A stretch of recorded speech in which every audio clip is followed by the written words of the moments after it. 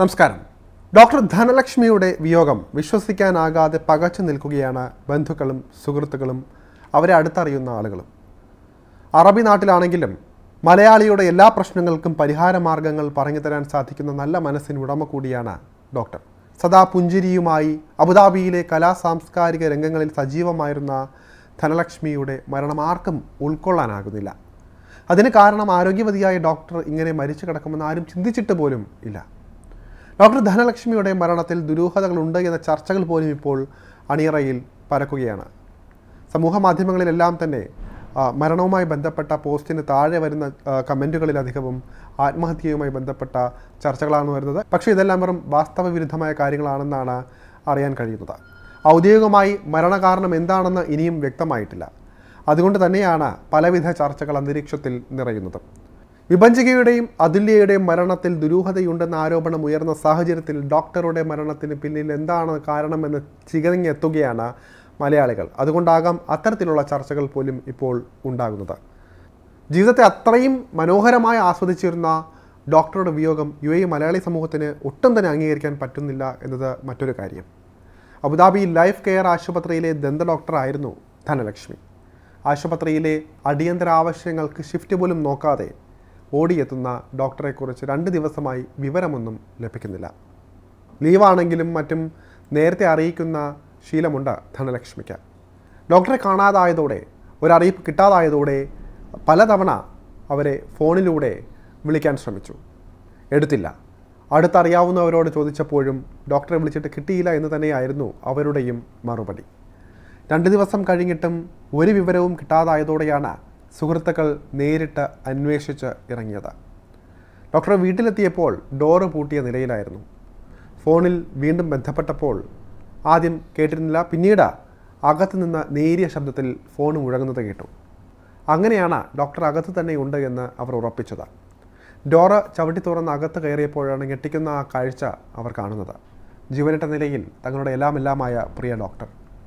താങ്ങാനാകുന്നതിലും അപ്പുറമായിരുന്നു ആ കാഴ്ച. അത്രയും ഊർജ്ജസ്വലതയോടെയും പോസിറ്റീവായും പ്രായഭേദമന്യേ എല്ലാവരോടും ഇടപഴകിയിരുന്ന ഡോക്ടറുടെ വിയോഗം ഒട്ടും തന്നെ വിശ്വസിക്കാനാകുന്നില്ല അവർക്ക്. പ്രത്യേകിച്ച് അസുഖബാധിതയൊന്നും അല്ലാതിരുന്ന ഡോക്ടർ, പ്രതിസന്ധി നേരിടുന്നവരെ നല്ല വാക്കുകൾ കൊണ്ട് ആശ്വസിപ്പിച്ച വലിയ മനസ്സിനുടമ. അതുകൊണ്ട് തന്നെയാണ് ഡോക്ടർക്ക് എന്താണ് സംഭവിച്ചതെന്ന രണ്ടാമതൊരു ആലോചനയിലേക്ക് എല്ലാവരും എത്തിപ്പെടുന്നതും. കഴിഞ്ഞ 10 വർഷമായി പ്രവാസിയായിരുന്നു ഡോക്ടർ ധനലക്ഷ്മി. അബുദാബിയിലെ മലയാളികളുടെ എല്ലാ പരിപാടികൾക്കും നിറസാന്നിധ്യം. ആ ഡോക്ടർ ഇനി ഉണ്ടാകില്ല എന്ന യാഥാർത്ഥ്യത്തിലേക്ക് എത്താൻ അവർ വല്ലാതെ പാടുപെടുന്നുണ്ട്. ഈ വിയോഗ വാർത്ത ഡോക്ടറെ അറിയുകയും സ്നേഹിക്കുകയും ചെയ്യുന്നവരുടെ ജീവിതത്തിൽ വലിയൊരു ശൂന്യതയാണ് സൃഷ്ടിച്ചിരിക്കുന്നത്. ഒരു സഹപ്രവർത്തക എന്നതിലുപരി തങ്ങളുടെ മെഡിക്കൽ സംഘത്തിലെ വിലമതിക്കപ്പെട്ട അംഗം കൂടിയായിരുന്നു ഡോക്ടർ ധനലക്ഷ്മി എന്ന ലൈഫ് കെയർ ഹോസ്പിറ്റൽ മുസഫ അനുശോചനക്കുറിപ്പിൽ അറിയിച്ചിട്ടുണ്ട്. ഊഷ്മളതയും അനുകമ്പയും നിറഞ്ഞ ഇടപെടലുകൾ കൊണ്ട് രോഗികളുടെ മനസ്സിൽ അവിസ്മരണീയ സ്ഥാനം നേടിയെടുത്ത ഡോക്ടർ ധനലക്ഷ്മിയുടെ സംഭാവനകൾ ഹോസ്പിറ്റലിൻ്റെ അതിരുകൾക്കും അപ്പുറം നിരവധി ജീവിതങ്ങളെയാണ് സ്വാധീനിച്ചത്. ബോധവൽക്കരണ പരിപാടികളിലൂടെ ദന്താരോഗ്യം മെച്ചപ്പെടുത്തുന്നതിനായി പ്രയത്നിച്ച ഡോക്ടർ ധനലക്ഷ്മി സമൂഹത്തിൽ ആരോഗ്യവും ക്ഷേമവും പ്രോത്സാഹിപ്പിക്കേണ്ടതിൻ്റെ ആവശ്യകതയെക്കുറിച്ച് നിരന്തരം സംസാരിക്കുകയും ചെയ്തിട്ടുണ്ടെന്നും ലൈഫ് കെയർ ഹോസ്പിറ്റൽ മുസഫ അനുശോചനക്കുറിപ്പിൽ അറിയിച്ചു. അബുദാബി മലയാളി സമാജം അംഗവും സാംസ്കാരിക പ്രവർത്തകയും എഴുത്തുകാരിയുമാണ് ഡോക്ടർ ധനലക്ഷ്മി. എപ്പോഴും ചിരിച്ച മുഖത്തോടെ അല്ലാതെ ഡോക്ടറെ ആരും തന്നെ കണ്ടിട്ടില്ല. ഒരിക്കൽ പരിചയപ്പെട്ടവരാരും അവരെ മറക്കുകയുമില്ല. അത്രയും നന്മയുള്ള പെരുമാറ്റമായിരുന്നു ഡോക്ടറുടേതെന്ന് അബുദാബിയിലെ സാമൂഹ്യ സാംസ്കാരിക പ്രവർത്തകർ പോലും പറയുന്നുണ്ട്. ഡോക്ടറുടെ കവിതകളും മോട്ടിവേഷൻ വീഡിയോകളും ഒരുപാട് പേർക്ക് പ്രചോദനമായിരുന്നു. മരിക്കുന്നതിന് തൊട്ട് മുൻപുള്ള ദിവസങ്ങളിലും സമൂഹ മാധ്യമങ്ങളിൽ ആക്റ്റീവായിരുന്നു ധനലക്ഷ്മി. അവരുടെ കുറിപ്പുകളും ഇപ്പോൾ ചർച്ചയാകപ്പെടുകയാണ്. നീ നൽകുന്ന എല്ലാ വേദനയും ഞാൻ ഏറ്റുവാങ്ങുന്നു. എൻ്റെ ഹൃദയം തകർന്നു പോകട്ടെ എന്ന് ഞാൻ ആഗ്രഹിക്കുന്നു. എൻ്റെ ഉള്ളം മുഴുവൻ നിനക്ക് വേണ്ടി ജീവിക്കാനാണ്. വേദനയുടെ പാതിയിൽ ഞാൻ വീണ്ടും നടക്കുന്നു. നിൻ്റെ ഓർമ്മകളിൽ ഞാൻ ജീവിതം കണ്ടെത്തുന്നു.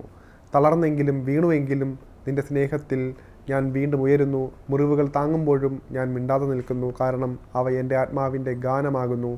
എന്നെ തകർക്കൂ, എൻ്റെ ഉള്ളം കീറിയിടൂ. എൻ്റെ ഹൃദയത്തിൽ നിനക്കൊരു വേദി നിർമ്മിക്കാം. എൻ്റെ സ്വപ്നങ്ങൾക്കും കരച്ചിലും നിൻ്റെ സ്നേഹത്തിൻ്റെ മധുരവും വേദനയും എൻ്റെ ഓരോ അധരം ചിരിക്കാൻ പഠിക്കുന്നു.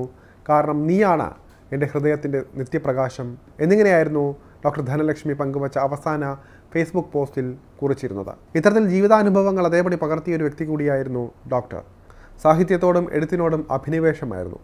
അൺഫിറ്റഡ് എന്ന ഇംഗ്ലീഷ് പുസ്തകത്തിൻ്റെ രചയിതാവ് കൂടിയാണ് ഡോക്ടറുടെ വിയോഗം അബുദാബിയിലെ പൊതുസമൂഹത്തിന് വലിയ നഷ്ടമാണെന്ന് തന്നെയാണ് പറയപ്പെടുന്നത്.